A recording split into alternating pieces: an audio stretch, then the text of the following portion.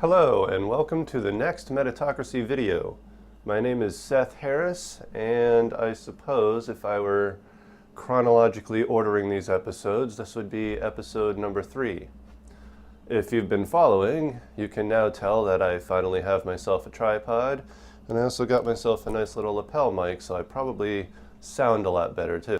Now in this video, we're going to be talking about how to transition to a world without money, right? That's where I left off in the last video, was talking about how money doesn't need to exist. It causes a lot of problems.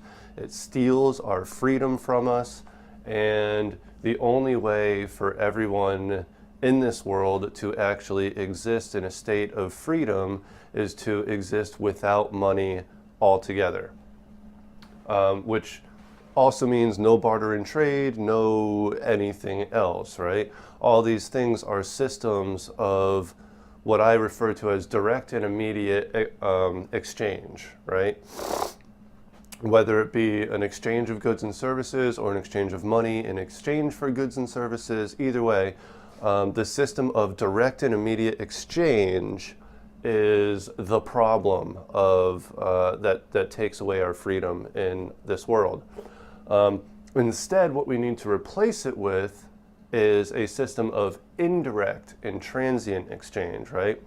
Now, clearly this is going to be a very, very difficult concept for people to understand, and I know that because I've been preaching this concept since I was 12 years old. I'm now 32, so it's been 20 years I've been preaching this concept, and all I ever get from people are, well, how do we pay for things? How would society operate? How do people get compensated? And I'm like, no. You don't get it.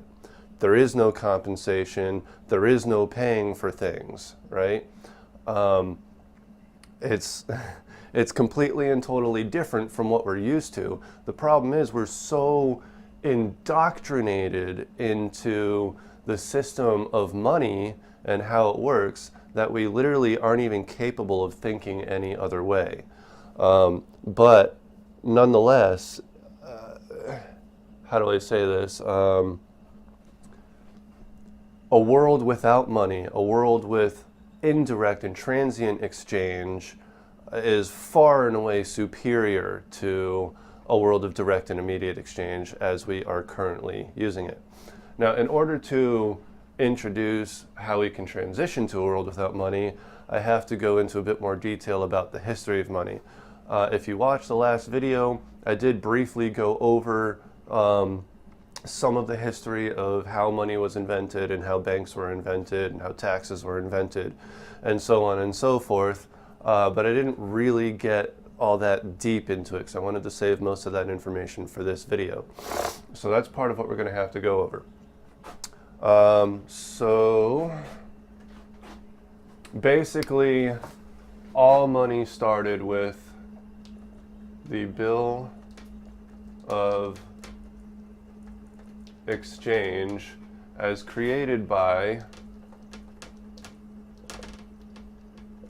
the Sumerian Empire, right? And this was like a little clay tablet that had writing on it that basically said, how much the tablet is worth in exchange for other goods and services. Now, as you'll note, these clay tablets were used long before gold or silver or any other precious metals were used for money in any society. It was also invented before barter and trade became a reality. See, barter and trade, which is essentially what gold and silver equate to, is basically barter and trade. Like we like to think of gold, silver, and other precious metals as commodities that have an actual value.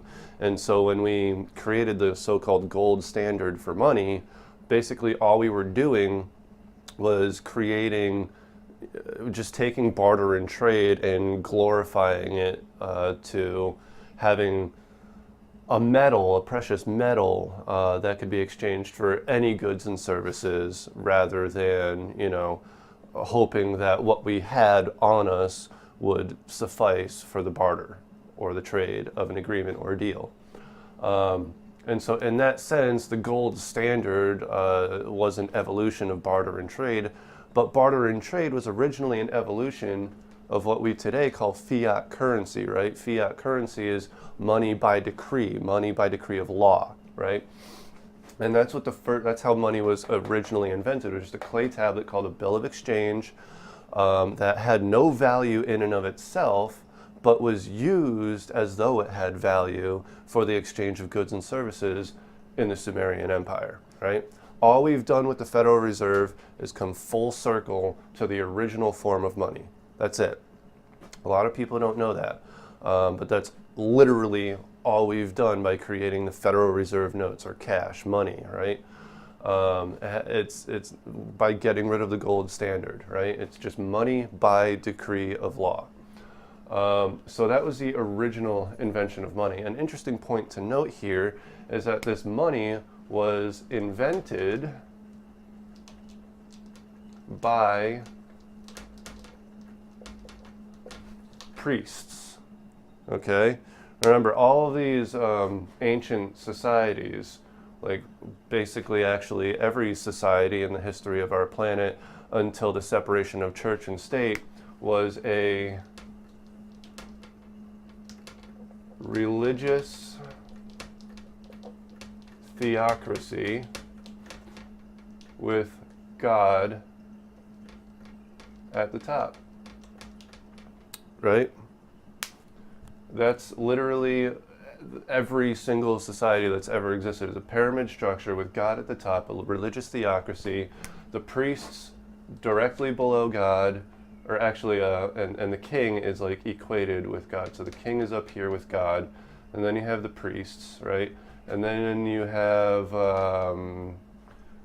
bureaucrats, like what we today call Congress. I don't really know what the Sumerians called them, right?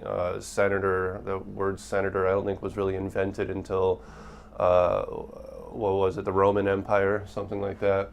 So I'm not entirely sure what they called their bureaucrats, but you had the king, which was equated with God. Then you had the priests, then you had the bureaucrats.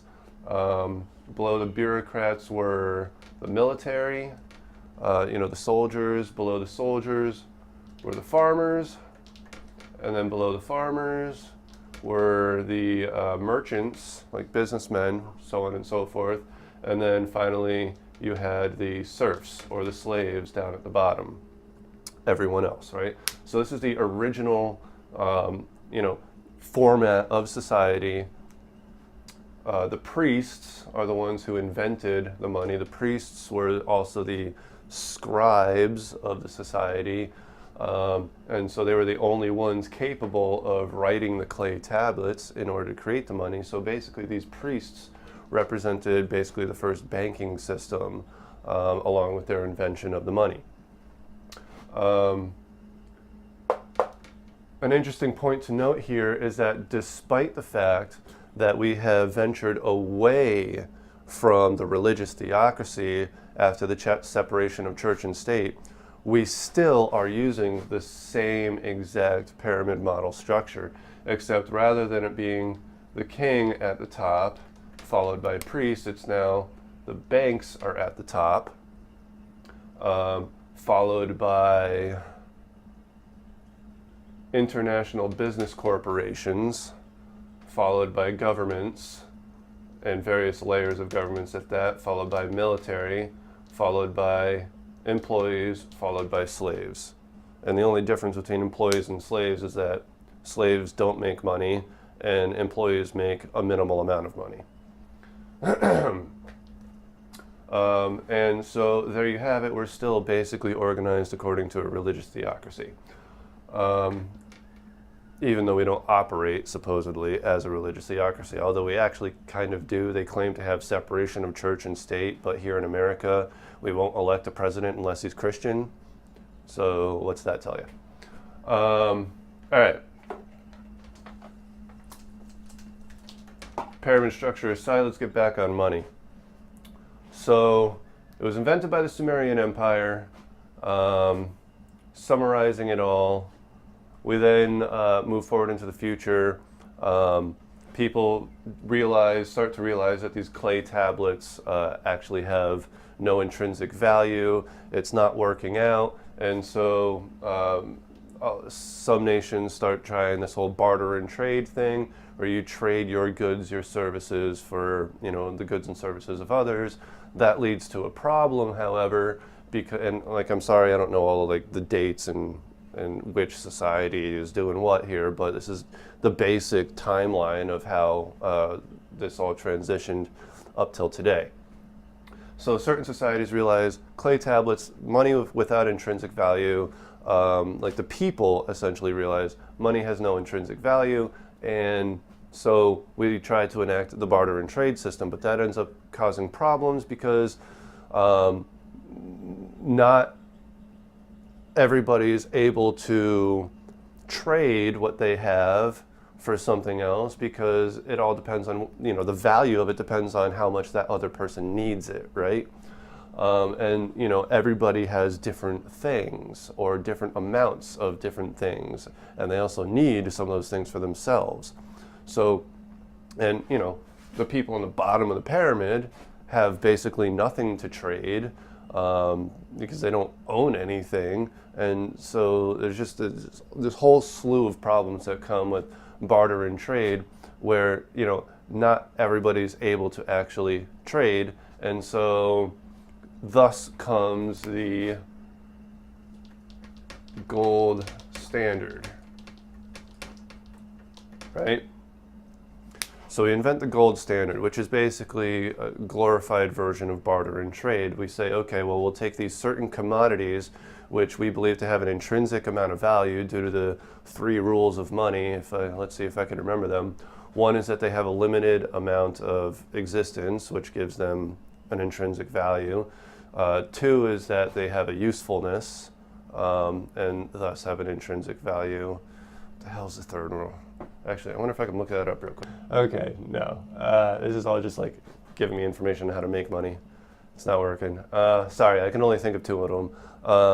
Essentially, the reason I can't remember all 3 of them in the first place is because they're all bullshit and they don't matter because money doesn't need to exist. Anyways, all right, so moving along, where's my marker?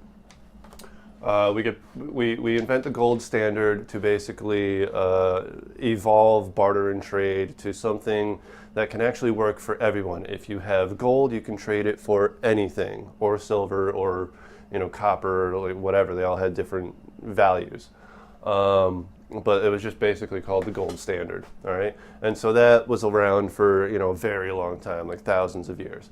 But then finally, fast forward to the United States of America. 1917 is when the whole thing really came to a head and started really, that's when the Federal Reserve was first initially proposed, is the word I'm looking for. And the idea of going back to a fiat currency, although they didn't say going back to a fiat currency, I don't even know if they knew that money was originally a fiat currency. Maybe they did. Where else would they possibly have gotten the idea from? But yeah, so the Federal Reserve is invented by, 1930, 31, 32? I'm terrible at remembering dates. Don't count on me for dates. Anyways, so finally the Federal Reserve is invented, which later on ends up leading to the IRS. So income tax starts coming back in. Actually, income tax existed with the gold standard too. Income tax actually was originally invented by the Sumerians. And I'm not really going to get into income tax in this video because I'm not interested in that. I'm interested in money. So finally we get back to fiat currency, which today is just a piece of paper. It's not a clay tablet, right? It's just a piece of paper, or even more so now, it's just a digital code, basically. But let's back up. Let's go all the way back to the Sumerian Empire. Why, oh why, did the priests decide that they needed to invent money in the first place? Now, I did go over this in the last video, but we're going to go over it again here. The priests of the Sumerian Empire invented money because they needed a way to control how the people of their society spent their time, right? Without money, without some sort of system for direct and immediate exchange, basically everybody's free to use their time how they see fit, right? And there's nothing to stop anybody from starting any particular service or business or inventing some new kind of product, right? And in order for the few people that create money to have control over that, they needed to create something, which is how we trade for goods and services in society. Because now, if you have an idea for a good or service that you want to invent and turn into a business, you have to go get a loan from the bank, which was originally the priests, okay? And so what that meant is they had to approve of your idea before they would give you the money. And if they didn't approve of your idea, then you didn't get the money for it, and that service or that product, that business never became a reality. The other thing that causes is you now have certain people that have more money than other certain people, and all these other people at the bottom of the pyramid that need to make money, right? And so the only way that they can make money, and because the only way they can operate in society and, you know, feed their families and have a roof over their head, is to pay bills, go buy groceries using money, right? So they have to make money somehow now. And so thus employment became something you did to exchange your time for money. So now people's time could be controlled with the invention of money, where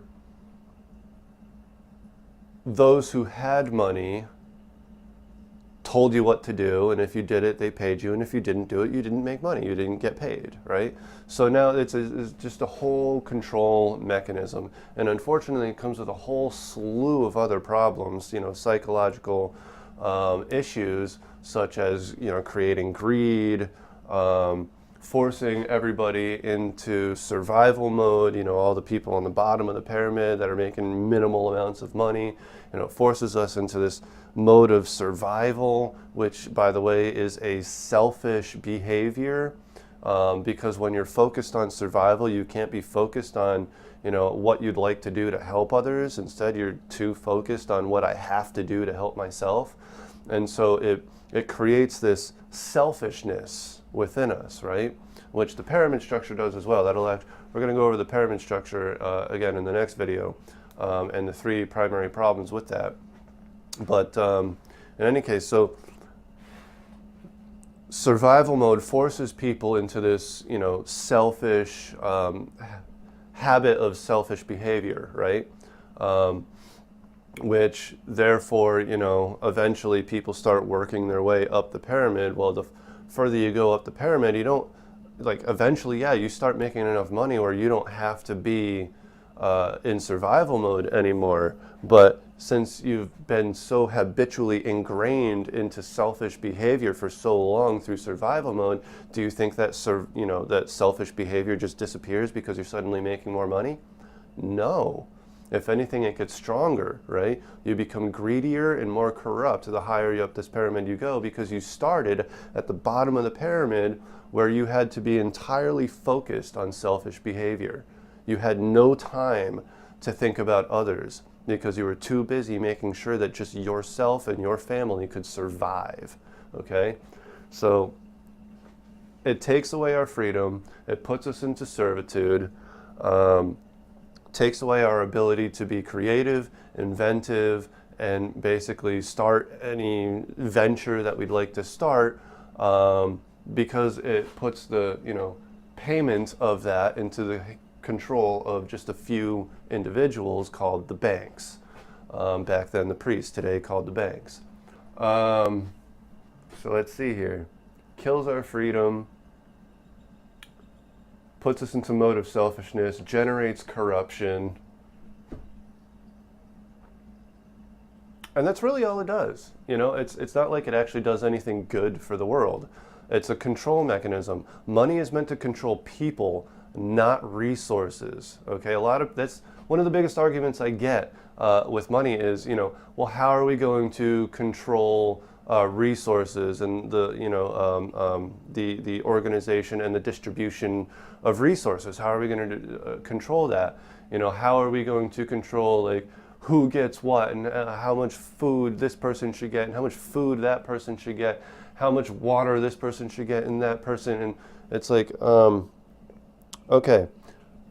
The other problem with money is that it creates, I'm going to make this one really big, artificial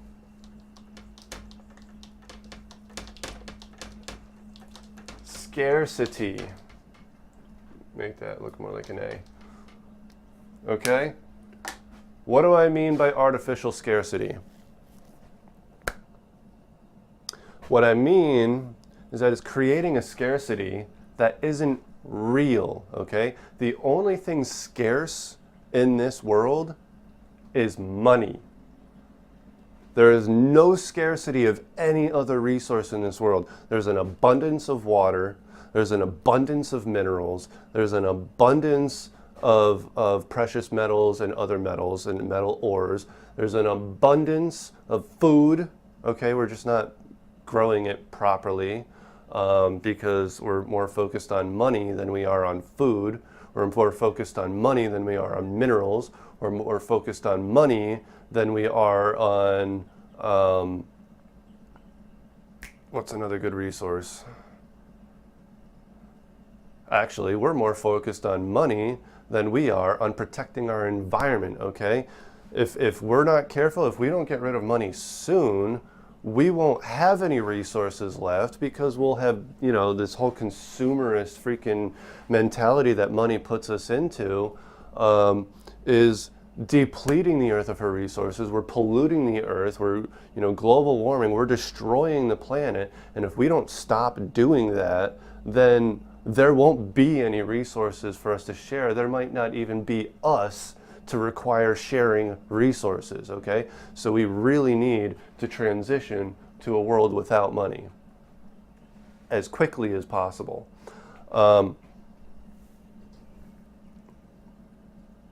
Money's not the only problem, right? If you recall from my first video, there are 3 primary problems. Money's a very big one. I wouldn't say any one is more important than the other. They're all of equal value. Money, the pyramid structure, and our educational systems are the 3 biggest problems in our world. And if we solve these 3 problems, then we are well on our way to a far and away better world than we ever even thought possible, okay?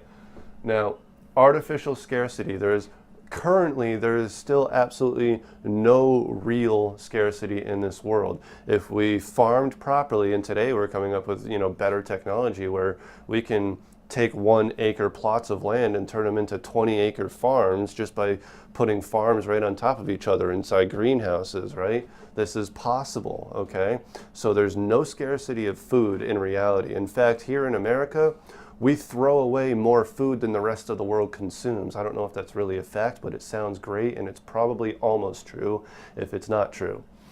There's absolutely no scarcity of food. There's no scarcity of water, okay? There's an abundance of oceans. There's an abundance of asteroids full of water in the asteroid belt of our solar system. So even if we don't have the resources here on Earth, we have the technology to go to space and collect more resources from the asteroid belt. There's more gold, there's more precious metals, there's more iron ores, and there's more water in that asteroid belt than there is on Earth, okay? So there is an absolute abundance of absolutely every resource that we need, okay? As it says right in the Bible, I'm going to have to paraphrase this because I haven't read the Bible in a long time, but basically Jesus says, fear not for tomorrow will take care of itself, okay? Tomorrow will always take care of itself. There are always resources for us to partake of. Do any of the animals seem worried that food is going to run out for their ecosystem? No. Do animals seem worried about having to find shelter or a lack of twigs to build, bird nests out of, or whatever the case may be? No.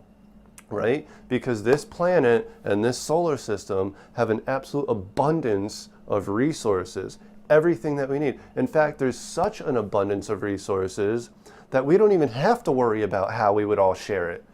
Because even if some people wanted to be greedy and keep more for themselves, there's still going to be plenty more for everyone else to have as much as they want and need, okay? We have no need to worry whatsoever about how to share the resources, okay? There are plenty of resources, if not on this planet, then within the solar system. We don't need to worry about that. What we do need to worry about is the artificial scarcity created by money, right? This is why so many people are in this mentality of, well, how would we do this? How would we exchange? How would we control resources and distribution and so on and so forth without money? Is because they're programmed into thinking in scarcity, right?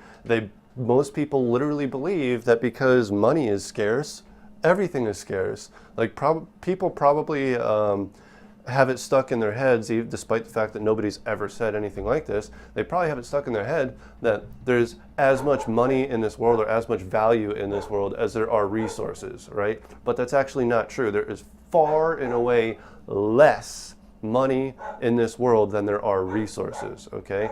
Money is creating artificial scarcity, not real scarcity, okay?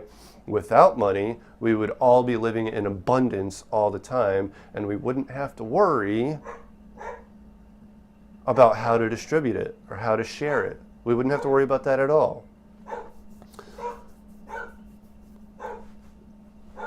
However, naturally, in order to avoid chaos, we would need to slowly transition to a world without money, okay?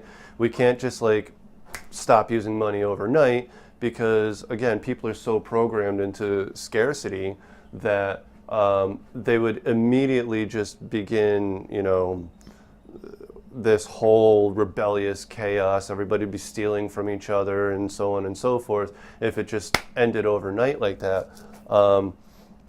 Because everybody's programmed into scarcity. Everybody believes that everything's scarce, and so if money simply stopped existing and nobody knew how to properly exchange for goods anymore, then everybody would just be stealing from each other because nobody wouldn't really know what to do. So there has to be a slow transition, okay? So how do we actually make that transition to a world without money?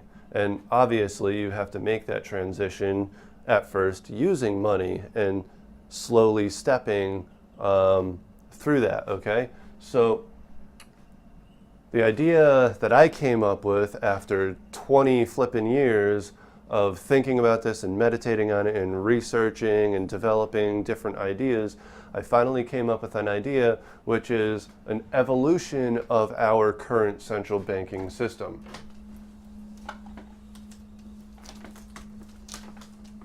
Oops, no. Doesn't matter. Okay, so our current central banking system, we typically know best as what we call the Federal Reserve, right? And along with that comes the IRS, the IMF, and the UN, which are basically all owned and operated by the same small group of people. This central banking system reinvented the fiat currency, which was actually a really, really important step forward for humanity, okay? Getting us out of the gold standard, a lot of people really disagree with me on this. A lot of people think we need to go back to the gold standard, okay? And what I always say in response to that is think evolution, not revolution, okay? This is what revolution means. It means coming full circle, okay? Fiat currency is a revolution. It's a full revolution back to our starting point at fiat currency. Okay, the last thing we want to do is start going backwards around that circle. Okay, we finally made a full revolution. Now what we need to do is step that out into a wider spiral. Okay, we need to evolve, not revolve. Okay. So going back to the gold standard would actually be the most detrimental thing we could possibly do, because the thing about fiat currency is it technically has an infinite amount of value because you can keep creating more and more and more and more and more, okay? The problem with that is that we still do kind of base it on the gold standard, and so the more and more and more and more we create, the less and less and less value each individual dollar has. And that's kind of the problem with fiat currency, and that's why people say we need to go back to the gold standard, and it's like, well, no, because then we'll have even less money to work with than we have now. And which would, create even more starvation and even more slavery and even more of the problems that we already have and still haven't solved, right? So going back to the gold standard is actually the worst thing we could possibly do. But granted, at least people are thinking, they're not thinking about transitioning to a world without money. They haven't thought that far ahead because they're still indoctrinated by artificial scarcity. So the Federal Reserve, IRS, IMF, UN whole thing was actually a great step forward, giving us fiat currency, because it allows us now to evolve beyond fiat currency. Now that we've come full revolution to the fiat currency, you can now evolve past the fiat currency, okay? And so before I explain the evolution of this Federal Reserve central banking system, I first need to explain how this banking system works, because a lot of people think it works one way, but it actually works another way, and it's just kept really secret. And so people, everyday people, operate as though it works this way when it actually works this way. And that's part of what keeps us in artificial scarcity and basically the slavery of what we today call employment or wage slavery, right? So here's how the Federal Reserve actually works, right? And I have to get a little bit into law here, okay? So first of all, sovereign citizens, you have two names, okay? According to the law, you have two names, right? There's your name in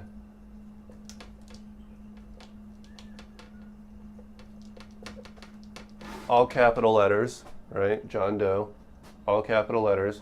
And this is what will appear on your Social Security card, your license, any bill you receive in the mail, right? It always appears in all capital letters. Have you ever asked yourself why your name appears in all capital letters on every official document?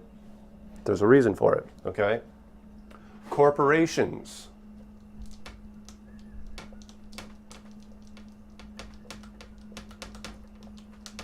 Are always spelled in all capital letters. Why?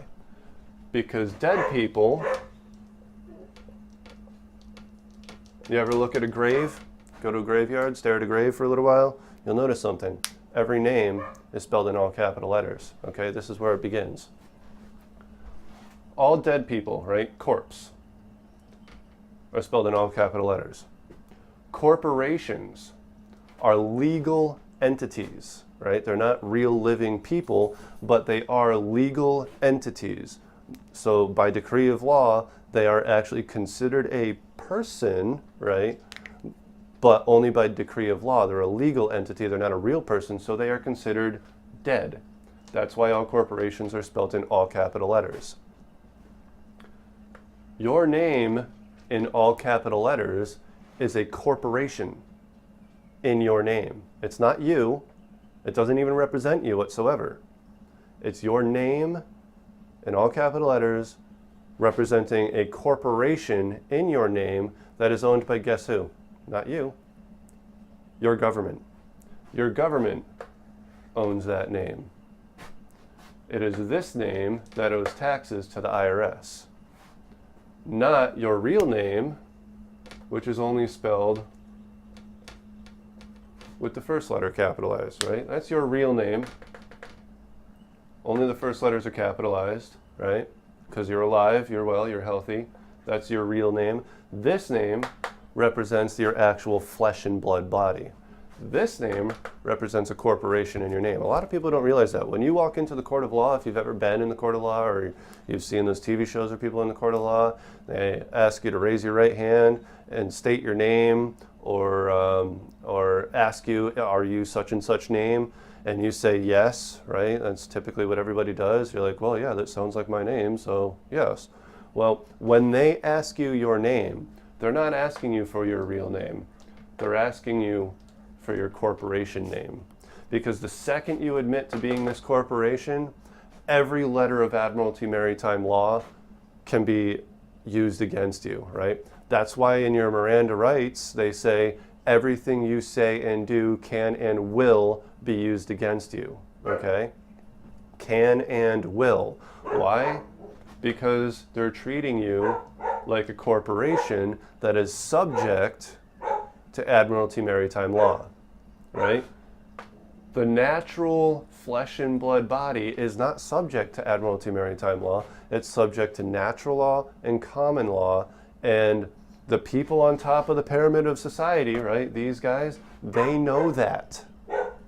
They know these things, right? Now, your name in all caps as a corporation is called your debtor trade name, okay? That's your debtor trade name.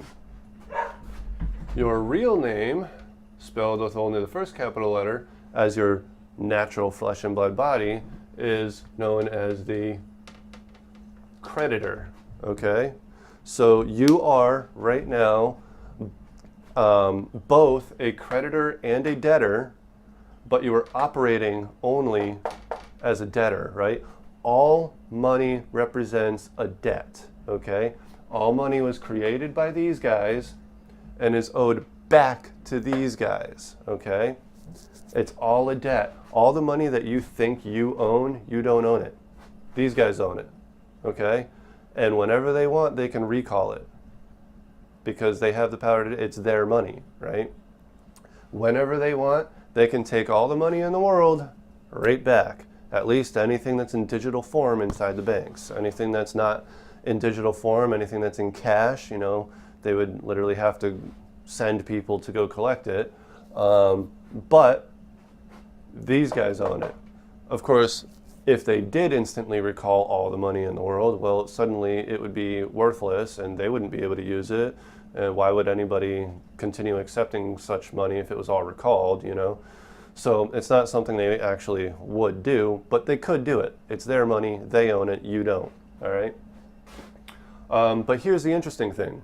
This is how the Federal Reserve works, right? All of these people know that they are a creditor and a debtor, right? And these people do not operate in society as debtors, okay? Like you do, like I do, right? I still operate as a debtor in many ways, unfortunately. It's very difficult to make that transition into sovereignty with our current legal system. But a debtor can take out a debt, right? You can go to a bank and you can get a loan and you have to pay that money back and you're liable to pay that. Well, your debtor trade name is liable to pay that back. Your flesh and blood body isn't, but your debtor trade name is.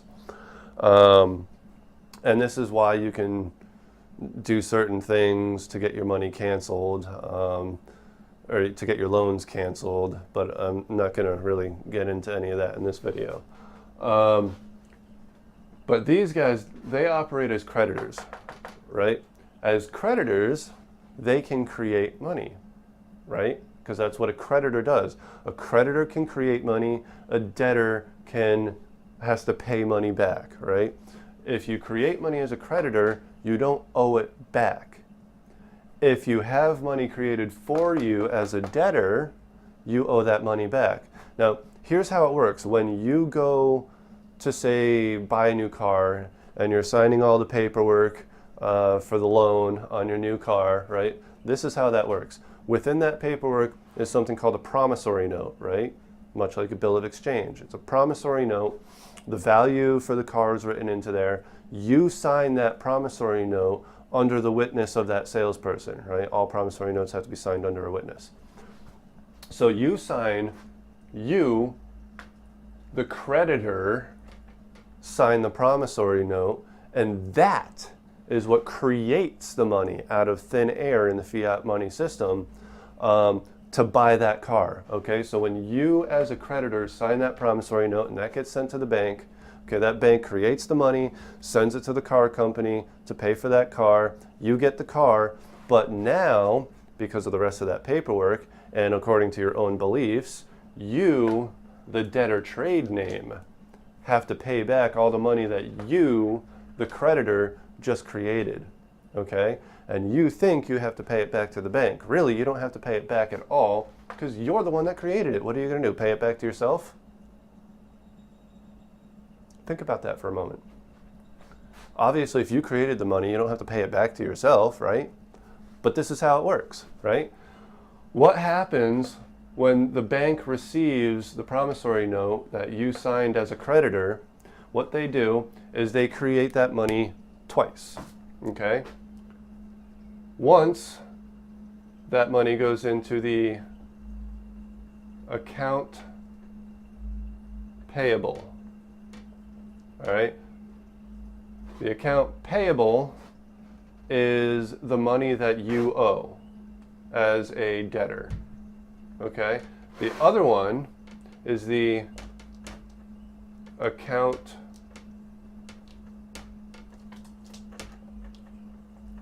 receivable, okay? And this is the money that the car company receives, right? So here, let's just say it was a $20,000 car, right? So they put 20K in here, right? That goes to the car company, and that's a negative 20K on their account books, right? So then they create another 20K here, which is the money that you owe. Now, both of these are created, right? You signed a promissory note for $20,000. They created $40,000, right? $40,000 that created a negative balance on their books by going to the car company, and the other $20,000 being a positive amount, which is the money that you owed. This is your actual promissory note paying off the $20,000 that was given to the car company, okay? So the moment they create this money, it's already paid off. You don't have to do anything. That's how it actually works. And if you were operating as a creditor, then you would know that and you wouldn't pay it off. Right? But what they do instead is they turn around and they say, well, you owe X amount per month at X amount interest rate, right? So you're not only going to end up paying them $20,000, but at a 7% or whatever interest rate over the course of the next 2 or 3 years, you're going to end up paying, say, $28,000, right?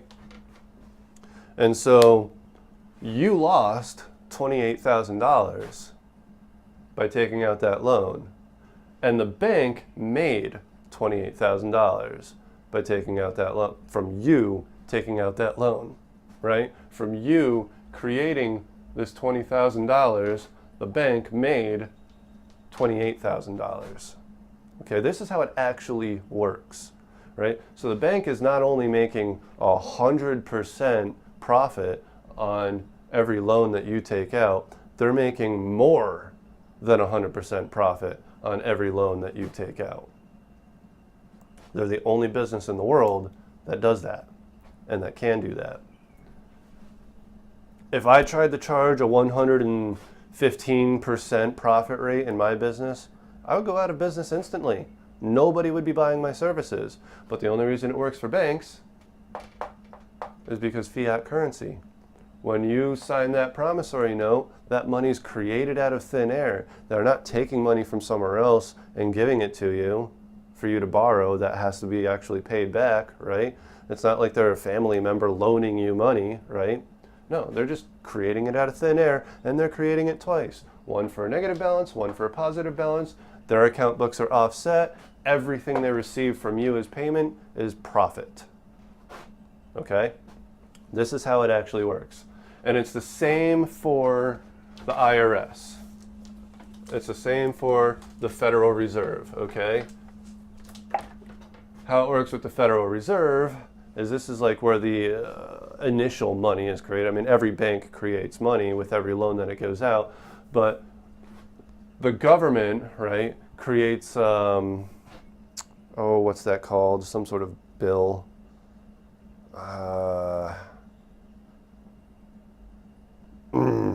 All these technical terms evade me. All right, well, anyways, the government creates this little piece of paper thing and says to the Federal Reserve, we need $10 million, right? So after receiving that, the Federal Reserve creates $10 million. Used to be in cash, now it's digital, right? And so a $10 million note goes to the Federal Reserve, and then $10 million goes to the U.S. government or whatever government of any country that you're a part of, right? And then that government takes that $10 million and spends it on some sort of business somewhere, right? And that money then gets deposited into another bank, right? Let's say $1 million of that gets deposited into some sort of bank, right? So that bank, now this is how the fractal reserve banking system works. This bank now has $1 million in reserves, right, from the deposit from that business, right, for the service that it provided to the government, okay? So out of this $1 million, this bank can now create another $9 million in loans to other customers, okay? It can take, because they only have to keep 10% in reserves, right? Which means they can create up to 9 times the amount of money they have in reserves, right? So they now have $1 million in reserves because this business deposited $1 million into their bank. So they take that money and they start loaning millions of dollars out to other people, right? So it's and it usually doesn't, it's not like somebody walks in the next day and says, hey, I need a $9 million loan. It's usually, let's say, hey, I need a $1 million loan. So this guy, and they can do this, 9 times for 9 different people, is $1 million loan until they've exhausted that $1 million from this business that got deposited. But, right, the pattern keeps going on. Now this business owner who got another $1 million from that $1 million takes it to another bank, right, and deposits $1 million there. And now this bank can create another $9 million out of that, right? And so they loan another $1 million out to another business owner who deposits it into another bank, right? Who can now create another $9 million, right? This is how the fiat currency system works, okay? It never ends, okay? It's just a machine of the ability to create money on top of money on top of money on top of money forever and ever and ever in an endless cycle, which just keeps increasing the national and international debt that is owed to these guys, IRS, IMF, UN.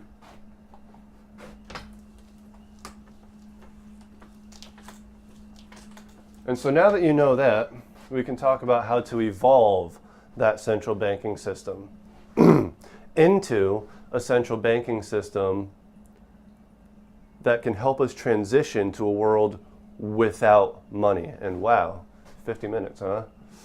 Okay, well, I definitely went way over on this one.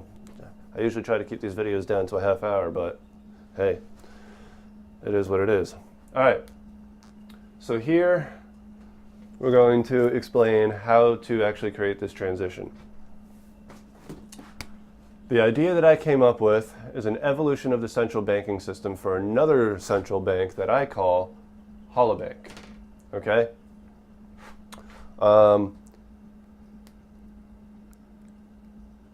It uses cryptocurrency, right? Because that's a thing now. And it uses cryptocurrency because cash doesn't really need to exist. Everything can be digital. And if it's digital, it might as well be cryptocurrency, because cryptocurrency is legitimately safer than the typical way of doing banking. It prevents, basically, to a certain degree, it prevents like hacking and accounting changes. It prevents, because all these different computers all across the world have to be in constant agreement with the accounting all the time. And so literally the only way to change the accounting that's happening would be to literally hack every computer in the system all at the same time, which no human is capable of, but we have artificial intelligence and quantum computers on the rise, so I guess it's only a matter of time, but whatever. In any case, we're transitioning to a world without money anyway, so it doesn't matter. All right, so what we do is we take how the Federal Reserve central banking system operates, okay, as it currently operates, which is that basically every creditor, and everybody is a creditor, right, and by your flesh and blood name, every creditor, that looks more like a G, can create money, right? That stays the same. The only difference between this and the Federal Reserve is that we actually make it so that everybody knows that they can create money, right? And don't actually have to owe it back, right? Because the double accounting procedure where it offsets itself, right? But this is how we do it, right? So that everybody can create money, okay? We make it so that each individual account owner, so if you have a checking account, then you get what I call,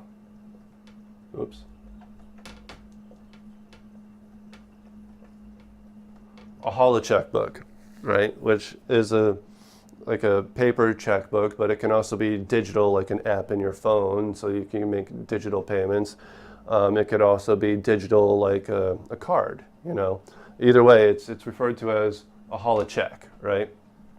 And what the holo check does is, rather than like when you and this will, this central banking system is for the alternative society that will be created using the Metatocracy, right?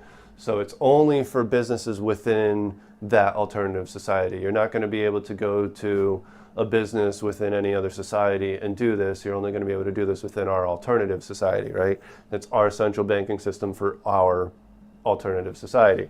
So whenever you go shopping or buying the products or services of a business within this alternative society, you can use a holo check, right? And what a holo check does is, instead of taking money from your account and transferring it to their bank account, what it does is it creates the money and deposits that into their bank account without taking any money from your account. It just creates the money and deposits that into their bank account, right? And I can already hear an outcry of voices saying, that's a terrible idea and this, that, the next thing. And you have to remember, the whole point for this is to transition to a world without money. If money didn't exist and we weren't exchanging anything in the first place, then it would be no different than creating money to give to the person we're buying a product or service from, right? Because we would just be taking it and not exchanging anything at all, right? So what this does to allow for the transition is it allows the person buying the product or service to still feel like they're giving something of value to the business, right? Or the person, and it allows the business or person to feel like they're actually getting something of value in exchange for giving this product or service to the customer, right? And it does that in such a way that it doesn't take from anybody, but it still gives to somebody, right? So instead of creating money by, constantly getting loans for this, that, or the next thing, we create money through commerce, right? Through doing business with each other, right? Anytime we actually purchase products or services, that's when money's created, rather than any time a loan is acquired for a product or service or whatever, the creation thereof, right? So there are no loans in this banking system, okay? Instead, we create money by doing business with each other, okay? when you do business with a business outside of our alternative society, well, then you'll be using, your actual money, right? Rather than a holo check, you'll use a different card that actually, or a different checkbook, or, there's no cash, so it'd either be a card or a checkbook, that would actually be taking money from your account and transferring it to their account. Because obviously, it's the only way to trade with other nations that don't have our banking system, right? So we actually have to take the currency, which by the way is called Holocoin. That's the cryptocurrency for this.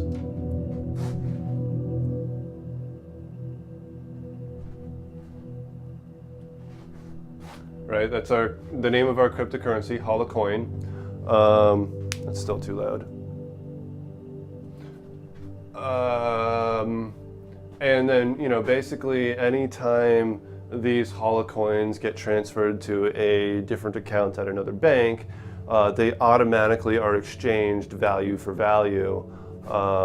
So, how I plan to have the value originally set is that one holocoin equals 1 grain, not gram, grain of gold, right? That's its starting value as a tradable commodity. As a tradable commodity, it will probably fluctuate, and because it's a fiat currency, the more we create, the less value it will end up having, right? The same as the US dollar, but it will start as one holocoin equals 1 grain of gold, right? And a grain of gold is about somewhere between $2 and $2.50, right? $2 and $2.50, somewhere between there.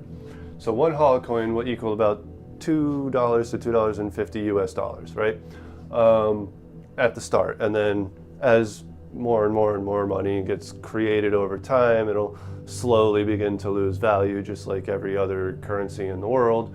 But there's no interest rates, right?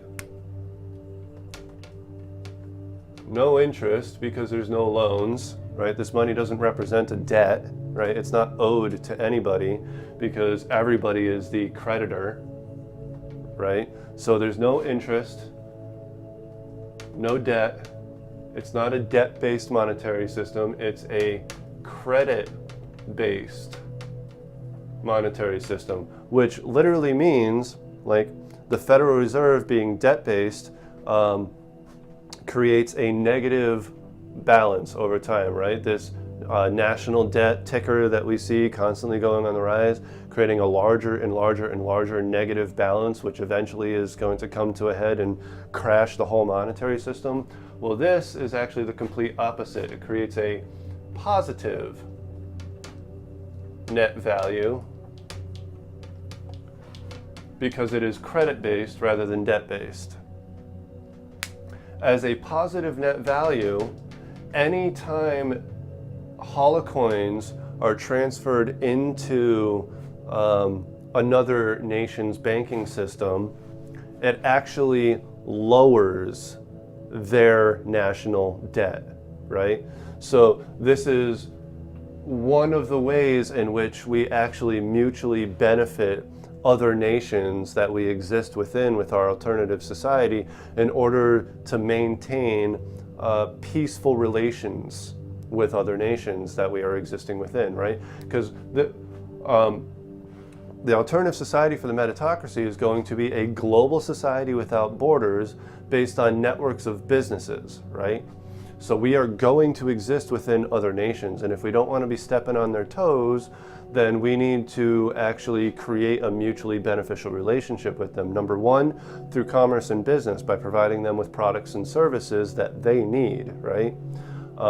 At a cheaper value for them, right? So, we could even serve their governments with, and have them pay us less. Why can they pay us less? Because we don't have to worry about payroll, because we'll be paying our employees with holochecks, We don't have to worry about taking away from the business profit in order to pay the employees. There is a limitation on this, however. See, once Holobank is created for this alternative society, then basically every employee within every business is going to be treated entirely equal, not just in terms of power and authority, the way the meritocracy works, but also in terms of pay, right? And so what the idea is here is, in order to place a limit upon how much how much money businesses can create for payroll, is they can only create an equal amount of value to the profit they made, right? So the profit that they make can thus, they can create an equal amount of value in holocoins and then take that total value and share it equally amongst all of their employees.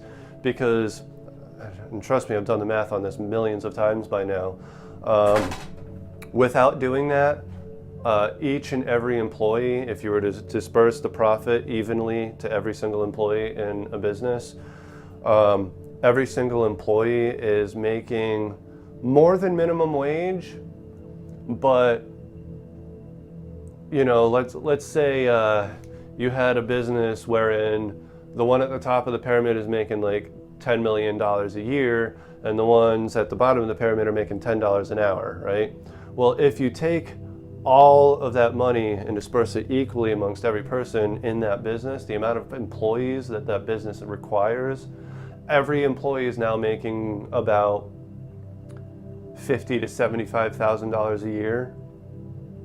And that's great for all the people on the bottom of the pyramid that were previously making 20 or 30 grand a year, if not less. But it's gonna piss the fuck off the people that were towards the top of the pyramid that were making hundreds of thousands and millions of dollars a year prior to that, right? So in order to make everybody happy across the board, Holobank will allow every business to create for payroll as much money as they're making in profit, not revenue, but profit, okay? So that they can add that to the equal distributions in order that everybody can actually make a really, really decent income, so that, the people towards the top of the pyramid, or previously that were at the top of the pyramid and are now in the center of the circles, won't feel like they're getting shafted, and the people that were previously on the bottom of the pyramid, which are now in the outer circles, feel like they're, actually worth something to the company. And why should there be an equal amount of pay for everybody? Why should there be an equal amount of pay for every employee within a business? Here's why. You might be able to take an employee out of a business, and the business will continue operating just perfectly fine. You can always replace that employee with somebody else. But if you take an entire position out of a business, that business no longer functions. It doesn't matter, whether it's the cashiers. Well, I guess, today cashiers can be androids or just, self-operated touch screens. But, let's take McDonald's, for example. The cooks and the cashiers are both paid minimum wage, right? I worked at McDonald's. That was my second job. McDonald's cannot operate without its cooks. If you didn't hire cooks at McDonald's, then food isn't getting made, right? Customers aren't being served. The business goes out of business. Yet those cooks are still only making minimum wage, at least here in America, right? So obviously these cooks are of equal value to the board of directors of that business, because if the board of directors didn't exist, the company wouldn't exist. If the cooks didn't exist, the company wouldn't exist, all right? You take one position away from a business and the business no longer functions. This is why every position in a business is of equal value and deserves equal pay, okay? This is one of the principles moving forward for the alternative society based on the meritocracy. Equal authority, equal power, equal wealth, right?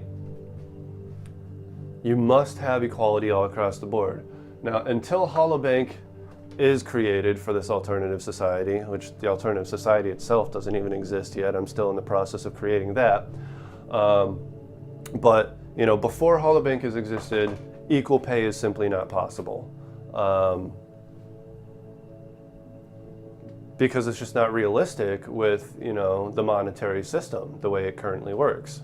It is realistic, but it would piss too many people off.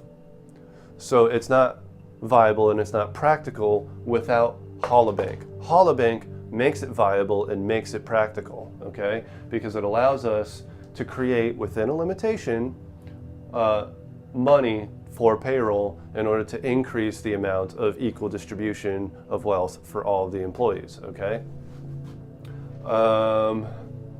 Let's see. Is there anything else? I hope I have inspired you for how this, transition, we're still using money. Now we have to take this and transition it to no money, right? Now, there's only one way in which that's gonna happen, okay? What this system does is it allows everybody to operate in society with a total amount of abundance, right? Because as the alternative society continues to grow, you don't have to worry so much about what you're making in money anymore, right? Now, you're making, like, let's say each person's making about 100,000 a year from the businesses that they're part of, but and at first, let's say there's only like 3 or 4 businesses that start this alternative society, and so we literally only have these 3 or 4 businesses in this society. Let's say it's here in America, and each employee is making an average of about $100,000, okay? Well, when we do business amongst each other, we aren't spending any of this money, right? We're creating money for the exchange, but there's only 4 businesses. So we still have a lot of business to do with the nations that we're within, which means we have to take our money and actually spend it, give it to the other nations, right? And so we rather do actually need to use money at first, which means, we're not going to be able to keep all of this. But as the society continues to grow, eventually it comes to the point where we hardly even have to do business at all with the nations that we exist within, and almost all of the business that we do is within our own alternate society, right? And when we get to that point, nobody's actually really spending any money anymore. See, what's happening is everybody's still making 100K, right, per year, but everybody's only spending like maybe $1,000 a year in other nations, or maybe they go on vacations a lot, so they spend $5,000 a year in other nations, right? Or whatever the case may be. They still have, $95,000 left over, right, sitting in the bank, not doing anything, because whenever we do business with each other, we're creating money. We're creating more money, which just keeps this growing larger and larger and larger. We just keep amassing more and more monetary wealth. Well, eventually, we ourselves as an alternate society are not going to need this wealth anymore. We're not going to need to continue doing business with other nations, right? Which is the real reason that we need this central banking system in the first place, is to give us the ability to do business with other nations, right? But once we are large enough that we don't have to do business with other nations anymore, the wealth is just going to spiral out of control. It's just going to keep building and building and growing and growing. We're going to be like, wait, why are we still creating money when we're not using it anyways? And it would be the same for us to operate doing business the way we do it without, creating money in the first place, So why don't we just erase all the money, erase the banking system, and stop using it, because everything would be the same, nothing would change, right? And that's how you transition to a world without money, right there, in a nutshell. By getting to the point where everybody in the society mutually agrees that money doesn't need to exist for everything to operate the way it already does, right?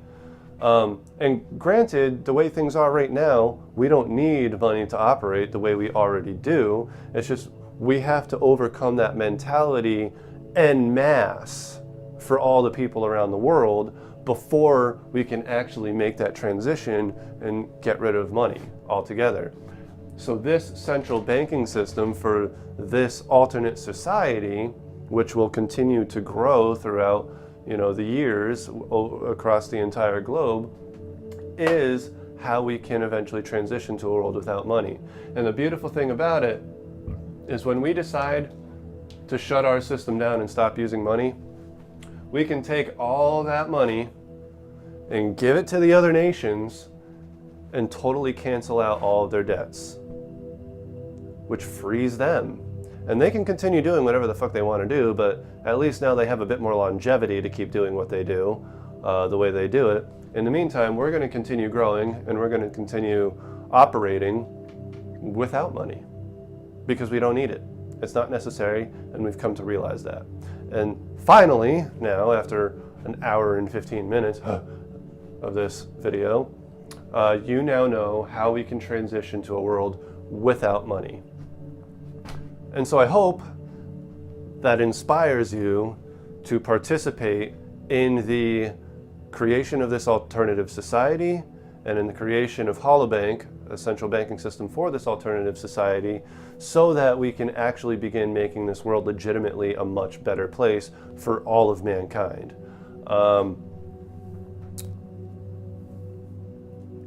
We're really at the very, very beginning here, right?